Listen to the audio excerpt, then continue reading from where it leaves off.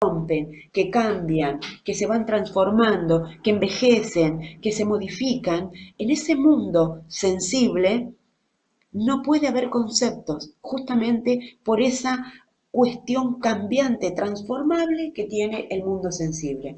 Como ven, ahí tienen esos dos mundos. Imagínense un planiferio que está trazado a la mitad y divide el norte del sur, ¿sí? Más allá de los conflictos colonialistas que tengamos al pensar esta idea de separar norte y sur, es el claro ejemplo de cómo Platón piensa el mundo de la ciencia o el mundo de la episteme. Lo piensa dividido en dos. De un lado los conceptos, el mundo de las ideas, arriba, en el norte, donde está la divinidad, y otro, el mundo sensible, en el que las cosas cambian. Ese es el mundo de la doxa. El mundo inteligible o el mundo de las ideas es un mundo epistémico. Con lo cual ya tienen ahí este otro tema que les quería poner, que esta diferenciación importante entre doxa como opinión, saber que no es verdadero, que no es válido, que es cotidiano, que no tiene narrativa, que no tiene validación, y el saber de la episteme, que es el saber propiamente dicho de la ciencia. Es un conocimiento verdadero, va a decir Platón. ¿Cuál es la metáfora explicativa? La famosa alegoría de la caverna. No les voy a hablar del tema, busquen algún video, si quieren se los busco yo y se los dejo. Lo importante es que tengamos en cuenta cómo piensa, a partir de esta metáfora, Platón, ese mundo epistémico y ese mundo donde las cosas cambian o donde tenemos los ojos vendados acerca del saber inteligible. Cuando habla de la caverna, Platón dice que en la caverna estamos atados a ese saber del mundo de la vida, del mundo cotidiano, del mundo sensible, del mundo que cambia. Para que ese saber sea epistémico, ¿quién es el que va a determinarlo? El filósofo, que se va a elevar hasta ese mundo de la episteme, hasta ese mundo inteligible de conceptos, y entonces va a comprender o va a poder explicar la verdad de los conceptos. Ese filósofo iluminado va a bajar nuevamente a la caverna y va a tratar de despertar al resto sobre su conocimiento o sobre cómo pudo acceder a ese conocimiento. Dejamos ahí a Platón, el idealismo platónico es esta separación del mundo en dos. Por un lado, el saber epistémico, el saber de la ciencia, por el otro, el saber sensible, el saber que cambia, el saber de la opinión o de la doxa.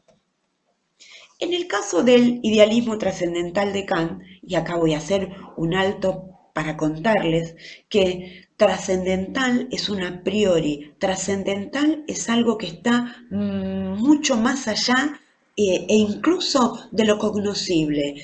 Trascendental es un a priori, ¿sí? Y en ese sentido no es una experiencia.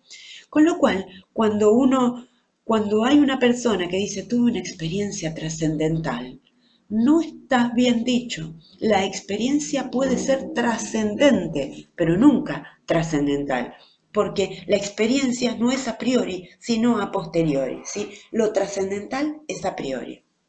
Bien, hablemos un poco de Kant. Entonces, para Kant ya, para la época en la que Kant escribe, aproximadamente a fines del siglo XVIII, principios del siglo XIX, ya hubieron narrado su experiencia filosófica y epistemológica señores como Hume, como Descartes. Digo, el mundo de las ideas daba vuelta ahí en torno a Europa, ¿sí? Por un lado, los griegos, los iniciadores, luego los franceses, tal como los conocemos ahora, ¿verdad? Con un Descartes, los ingleses o británicos, con un Hume, ¿sí? Y con tantos otros. Les dejo estos dos autores porque me parece que son como los más citados, ¿verdad? Y entonces la genialidad de Kant es que habla de una síntesis, ¿sí? Dice Kant, dicho así muy burdamente, Los racionalistas creen o consideran que los humanos conocemos a partir de la razón y gracias a nuestras ideas innatas. Esto es claramente lo que dice Descartes, ¿sí? Lo único, el único elemento, el único método que uno puede utilizar para acceder al conocimiento es la razón. Nosotros conocemos a partir de la razón, únicamente con la razón. ¿Cómo es esto posible? Bien, gracias a que tenemos ideas innatas. ¿Cuáles son esas ideas innatas principales? Dios es una idea innata, el mundo es una idea innata.